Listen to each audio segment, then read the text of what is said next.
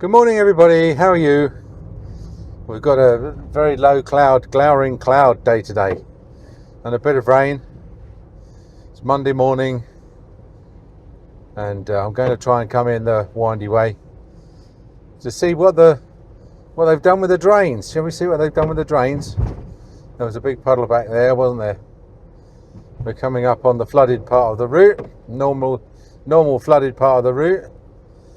So we'll see how much they've unblocked the drains that used to lead to the flood. Noah's flood round here.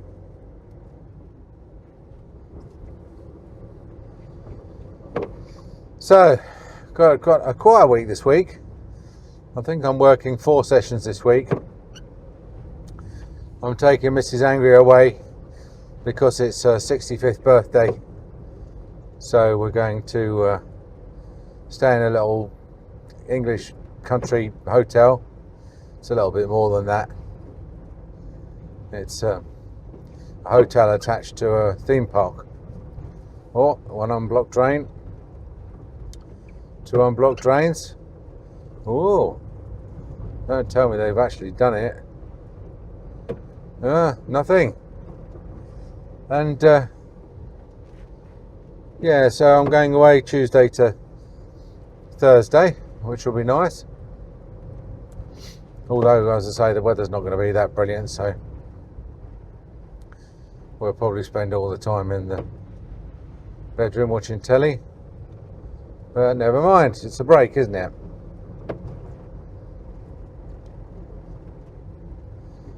So, I don't know. Oh, hello, there's a bit of water there. All on the right hand side here, like, all draining down to that drain there. That obviously wasn't included in their list of drains to unblock.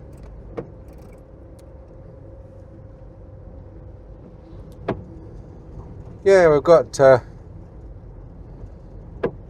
wouldn't say anything outstanding in the way of dentistry to do today. It'll probably be mostly checkups. The Finder regime is going on in politics. Just a 1 minute recap for those of you, save you watching the last 200 videos. That the Americans used to promise to redeem their dollars for gold, and they defaulted on that promise in August 15th, 1971, and so the dollar then became worth really what people were prepared to pay, exchange goods in, and the dollar went into freefall really in terms of its purchasing power.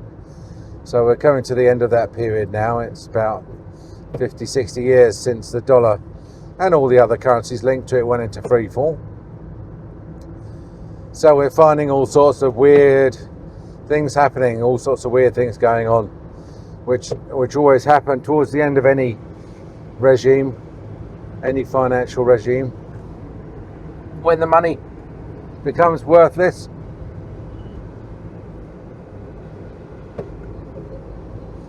So let me just give you an example. The government last week launched a scheme to try and get people to invest in stocks and shares, take the money out of cash and put it in stocks and shares at a time when everybody, Jamie Dimon, the governor of the Bank of England, are all warning that stocks are a little bit, look overvalued historically. So they're going to try and encourage people to buy into a market which is overdue, what they euphemistically call a correction, which you and I would call a crash. So, and the government is continuing its policy of putting its foot in its mouth, because there's a football team called Maccabi Tel Aviv, I think, and obviously Jewish football team, and they're coming over, I think, to play Aston Villa And the police who are in charge of public order have looked at this and said, injecting a ton of Israeli football fans into the middle of an area which is pretty pro-Palestine, the Midlands, pretty Islamic, Islamified. Probably not the best idea, so it might be better just to discourage them from coming. And this has provoked the usual orchestrated chorus of cries of anti-Semitism, which is basically the only string that the Israelis have got in their bow at the moment, and always did have, but it's just becoming so much less effective now. Because the Maccabi Tel Aviv have just had a local derby in Tel Aviv with another Tel Aviv football club, and that was cancelled after 20-30 minutes because of public disorder, running battles in the streets outside the football ground.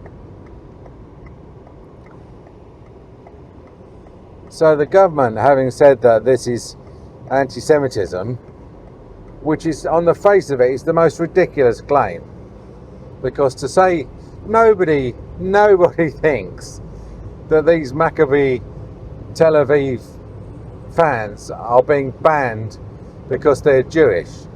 Everybody understands that they're being banned because it's all going to kick off between the two sides if both sides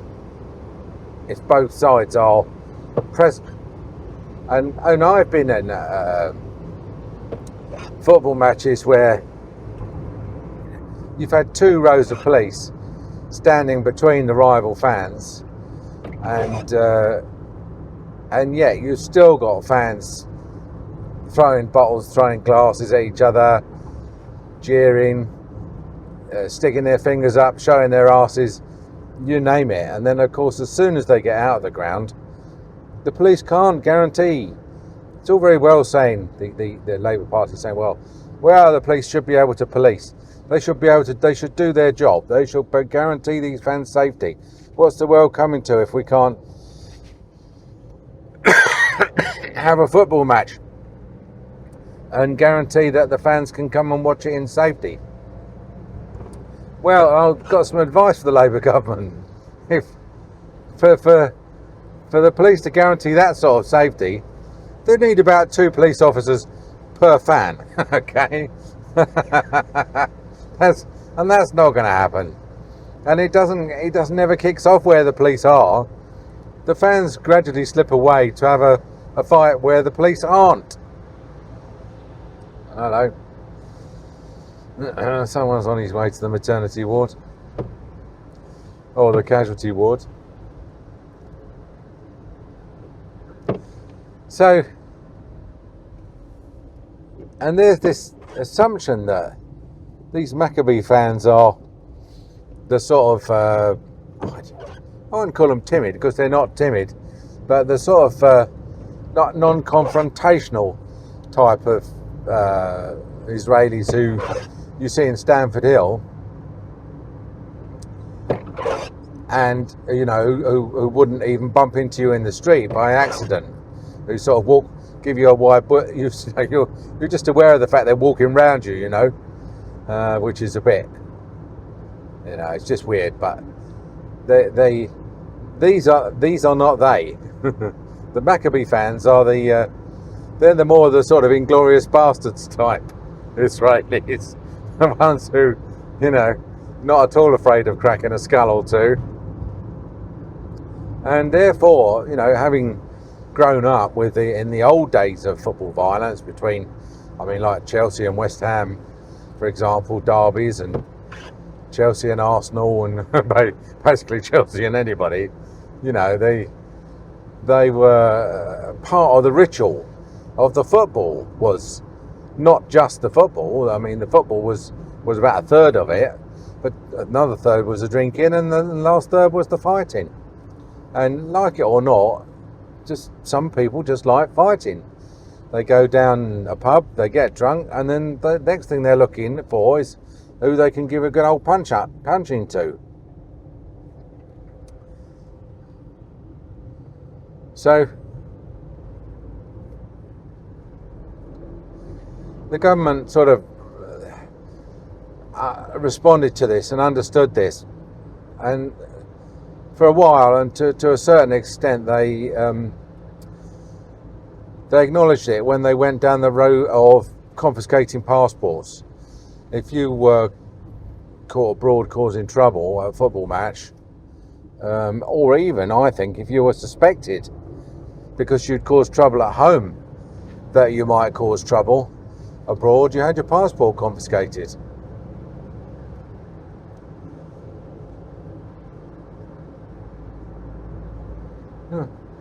Car's not accelerating very well. Must be wind. Perhaps it's windy. Doesn't look windy though, does it? The trees aren't waving around. You know, it's the trees waving around that cause the wind, don't you?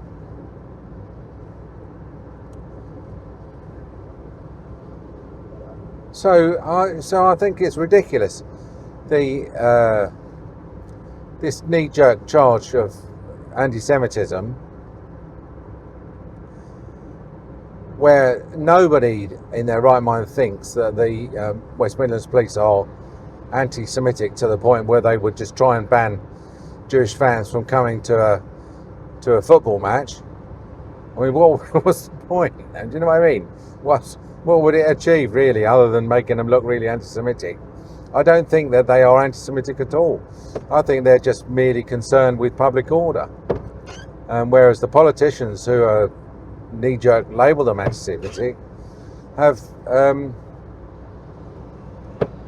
doing so because a large part of their support, and to a certain extent their income, comes from Jewish interests, Jewish support groups who will choose the most pro-Israeli politician in any election and make sure that they get money and support.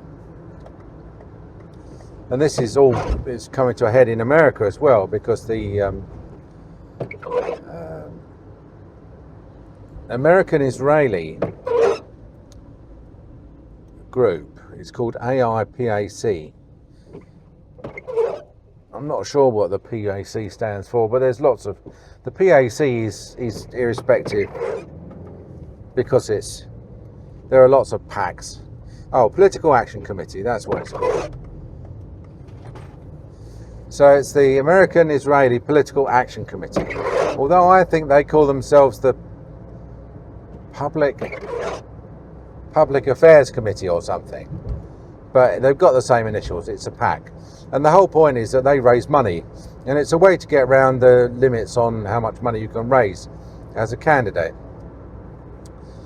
What you do is you don't raise the money personally. This PAC raises it on your behalf, effectively, and then gives you the money, funds you, which means that you can then skirt the rules on how much money you raise, which is why the richest candidate, or all the candidates for the major jobs in America now are millionaires, if not billionaires,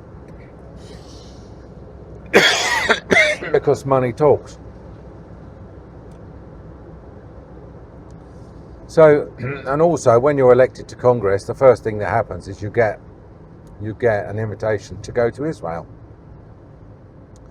where you're told that, you know, if you're a friend of the Israelis, things will go very smoothly for you. And if you're an enemy of the Israelis, things will go very badly for you. So, if you're wondering, like I always have, why the government is so pro-Israeli and takes, you know, to the point where we're fighting this war in the Middle East, thousands of miles away, as though it was our own war, as though it was we who'd been attacked. then that is the reason why things don't make sense. You're like, why is the government so keen to spring to the defense of Israel? And that's the answer. They are influential. Pardon me. And if not so much in this country, then they're certainly influential in America. And America just, and Britain's always been America's lapdog. America makes it quite plain that they expect us to go along with them in their unquestioning support for whatever Israel does.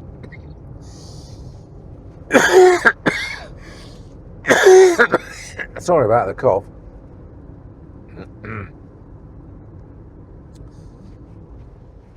So, but not only does it look ridiculous that we are so one-sided in our approach, this Maccabi Tel Aviv thing has exposed, I think, it's a extreme example of the government immediately asserting that a decision that was taken on the grounds of public order by a group that is, the public don't really accept is anti-Semitic, and was immediately condemned as anti-Semitic to the sort of the bemusement, I would say, of the population,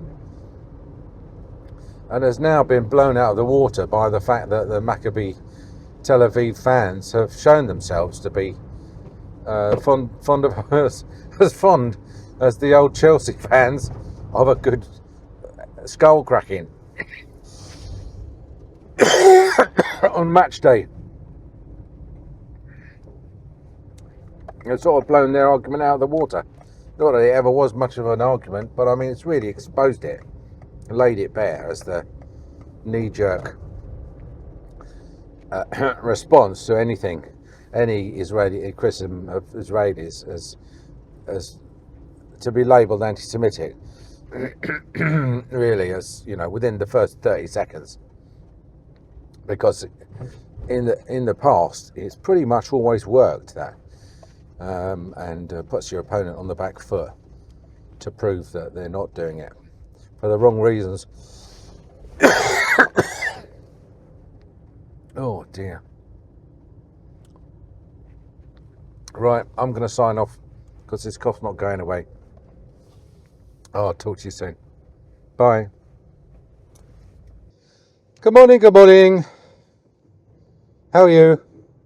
It's just a quick addendum really to yesterday's video, which I'm sorry about the coughing. I haven't actually done the post editing on that yet, so I don't really know how bad that is, but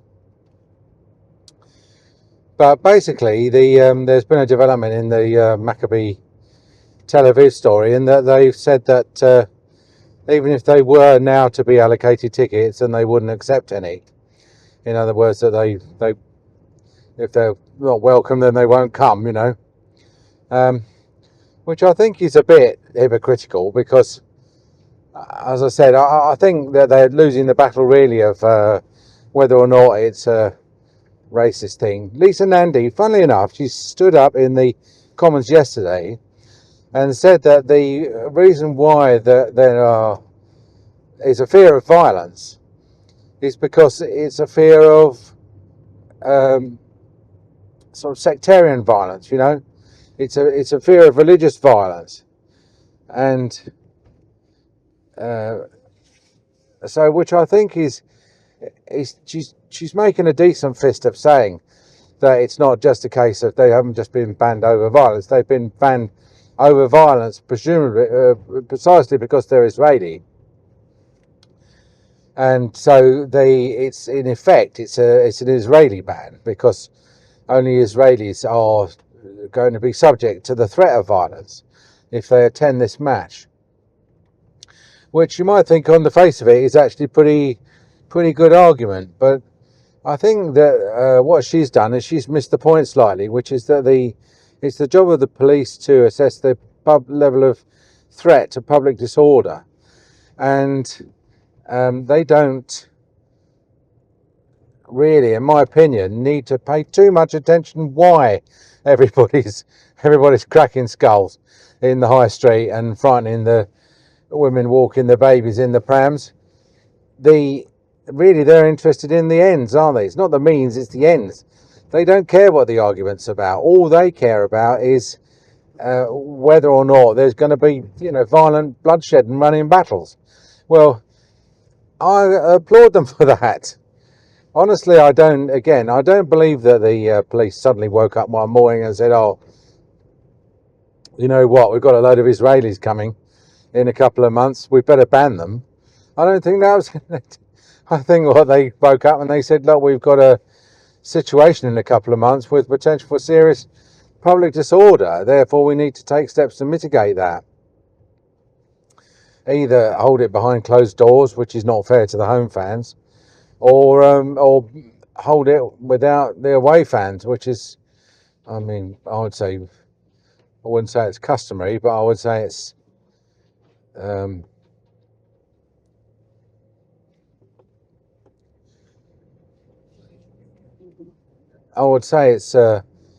it's a lesser of two evils, isn't it? And the police really, they're not interested in why people are fighting, and why should they be? I mean, really, it's not any of their businesses here to worry about why two people want to crack each other's skulls.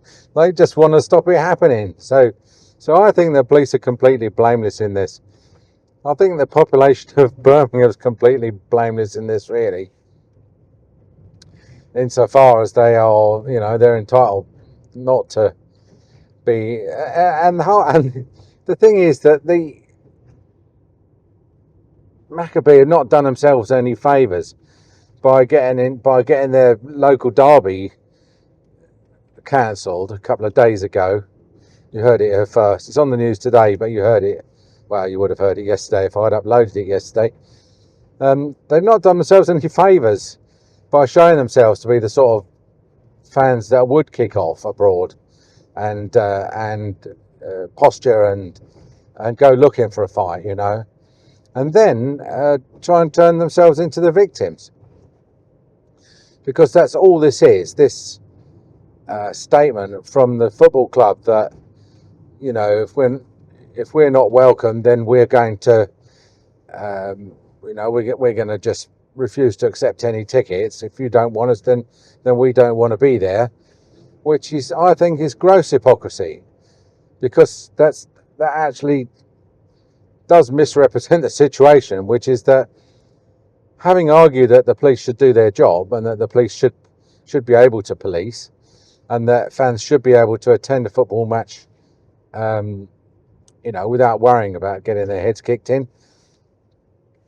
their argument was completely blown out of the water that it's a racist thing by I think, basically the incredulity of people who were told that, and also by the fact that Maccabi promptly didn't wait too long, promptly within a day or two, caused a riot in Tel Aviv, having caused a riot in Amsterdam last year. So they can't. But they desperately want to cling on to victimhood, don't they? They desperately want to cling on to the fact that Britain's a racist society, and that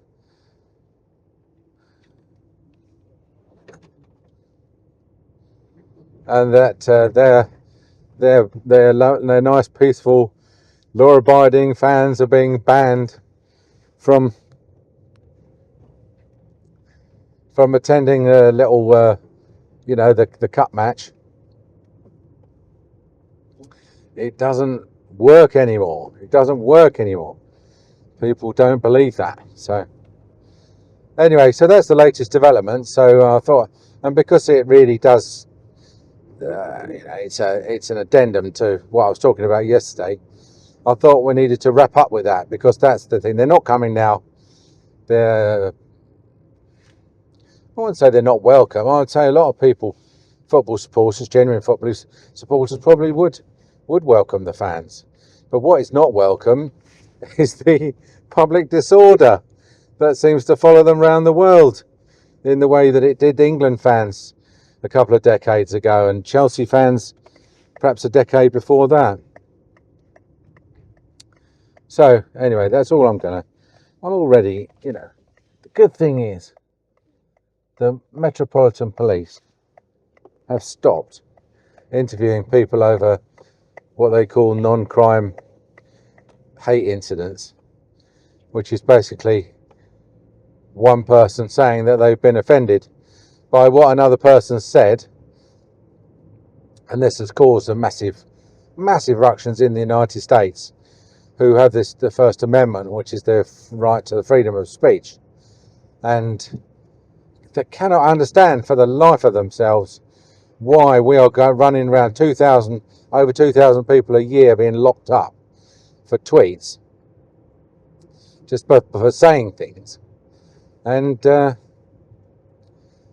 so they've now decided it's a massive great waste of police resources to go round and caution people and interview them and ask them what it was that they really meant and what their fundamental views are on this, that and the other, because it's thought crime, basically. That's the one thing the state's not entitled to, is your thoughts. So and I think that the people are going to have to get a bit more sophisticated if a police officer bangs on the door and says, someone's complained about what you said about Maccabi Tel Aviv. I'm certainly looking into it. The victimhood mentality means that I'm sure a couple of thousand people could quite easily complain about me, because as they say now, the process is the punishment. You're not doing anything other than expressing a view.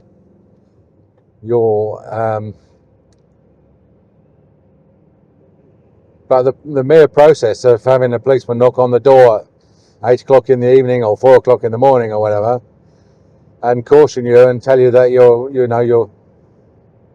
going to be interviewed over your views to see if they can make some sort of case against you for incitement to hatred or incitement to violence or whatever. I think it's going to have to be no comment, isn't it, all the way? Anyway, I suppose I'm braver than most people in that I do stick my head up over the parapet and make my views known. So, and I think that's the only way we can have a better society. I think the only way that we can learn to handle things like this in a more intelligent, more meritocratic way is to let the good ideas rise to the top and make the arguments and shoot down the arguments of your opponents. And I've always done that. Even in dentistry, I always did that. I never like over 90% of dentists just got my head down and just carried on doing fee for item and earning loads of money, and let someone else sort out the system in which they work.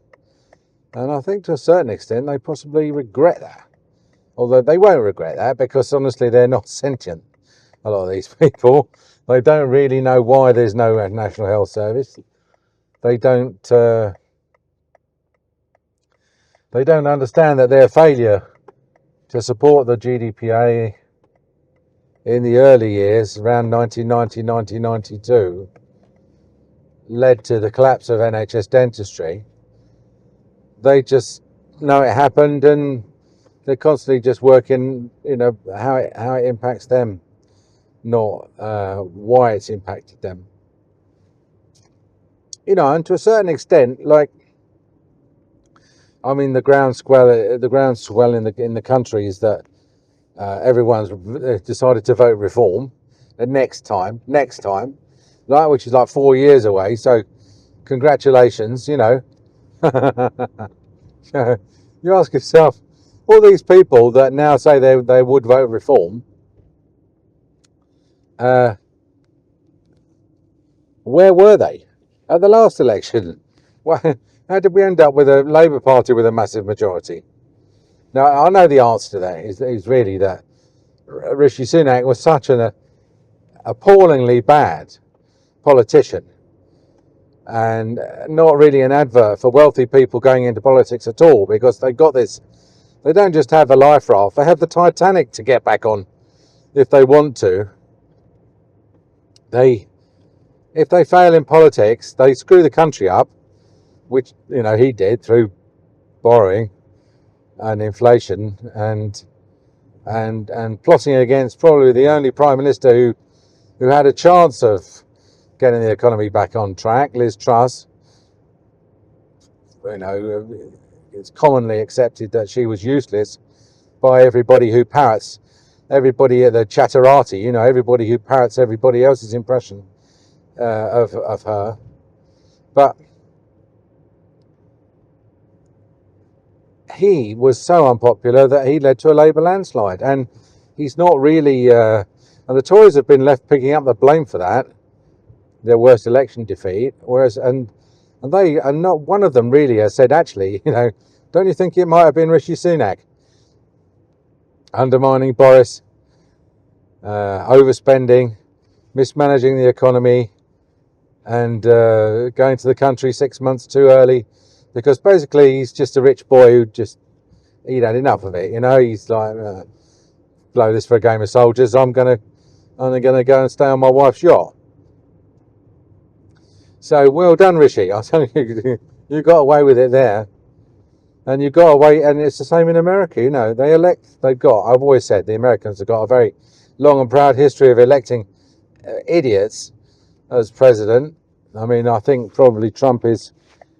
I know a lot of people don't like Trump, but again, they're like the people who don't like who didn't like Boris, or didn't like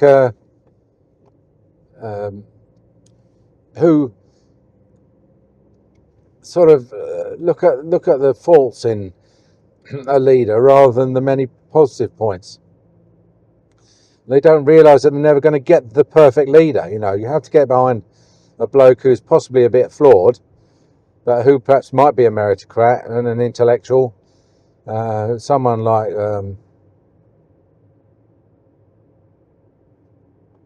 what's his name? I can't remember his name now.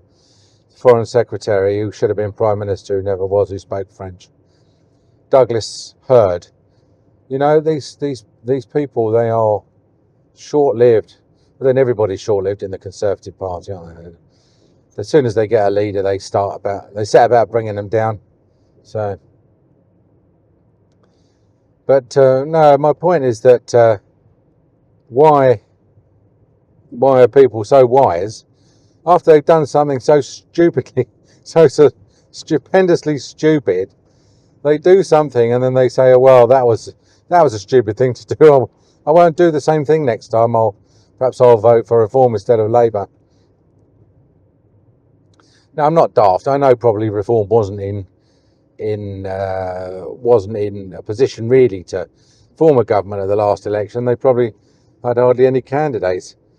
So yeah, they're going to have to wait, and we're all going to have to wait. And in the meantime, I expect, as I drive through this village here, it's going to be lined with people walking along thinking to themselves, I've got a Labour government and I really don't agree with how they're running things. And I don't feel wealthy, or I don't think things have improved. But they're not going to be thinking, oh, that was me. I voted for them. I voted Labour. This is what I had a good old look at the parties, or probably not in most cases. I just had a 10-second think about who I should vote for, and then I either decided not to vote, or I went along and I voted for I don't know. I voted for Labour because I just fancied a change, and I thought it couldn't be worse. We're not realising it can be worse. It's interesting to think, actually, what the Conservative government would be doing if they'd actually got in with any sort of a majority, because to a certain extent Labour is correct in a lot of the problems like prison overcrowding, for example, are inherited from the Tories, and electricity prices and contracts and things like that. You have the most expensive electricity in the world, thanks to the contracts that the Tory party signed.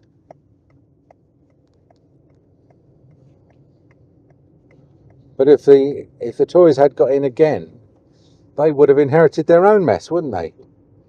And what would they have been doing? I think,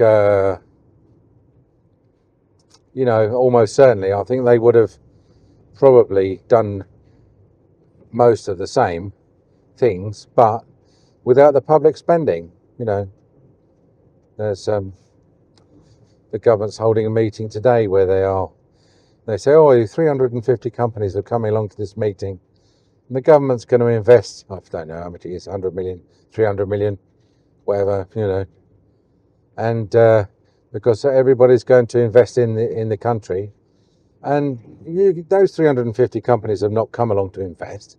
They've come along because they've got the sniff of public money. They want some of that 100 or 300 million, don't they? It's money going from the private sector, companies like me, into tax, and then getting given away to the government, choosing winners and losers in the public sector, which is always a bad idea because they almost always pick losers. And don't tell me I don't, if they keep going on about how the rich need to pay more tax because they've got the broadest shoulders, believe me, I went into my tax account. You can get a little app now, HMRC, and you can go into your tax account and it will tell you for every year how much you've paid in tax. And I believe they've been milking me, mate. They've been milking me like a milch cow.